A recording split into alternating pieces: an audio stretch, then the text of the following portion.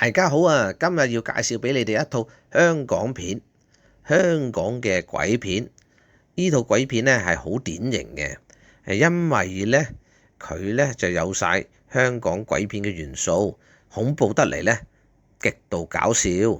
呢套片咧就係猛鬼電影系列嘅猛鬼大廈啦。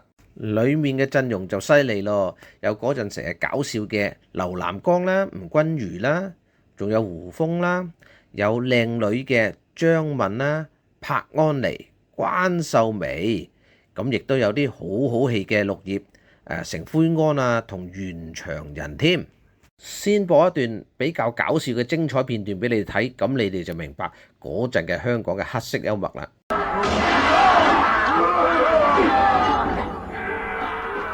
有冇搞錯啊？你係咪人嚟㗎？見死不救！罪過！佛祖釋迦牟尼捨身救世人，大傻施主亦都捨身救我哋，係同一道理。大傻施主得成正果㗎啦，佢就快可以見到佛祖㗎啦，可喜可賀。實在太吹脹啦，咁都俾你兜得翻嘅，講出嚟仲似層層。救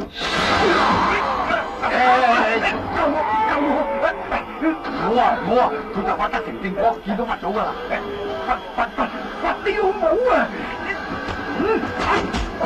係咪好搞笑呢？好啊，例牌都要講講個故事內容嘅。咁呢個故事呢，就關於喺一個好舊嘅大廈就裏面鬧鬼，咁入邊嗰個業主呢，就請咗個大師嚟驅走啲鬼嘅。咁佢都好厲害，驅得七七八八，就點知呢，留咗一隻，嗰隻鬼仲要係好惡添。咁同一時間呢，身為我哋班主角們呢，頭先我所噏嘅明星呢，除咗成灰安同袁祥仁之外呢，就全部都係警察嚟嘅。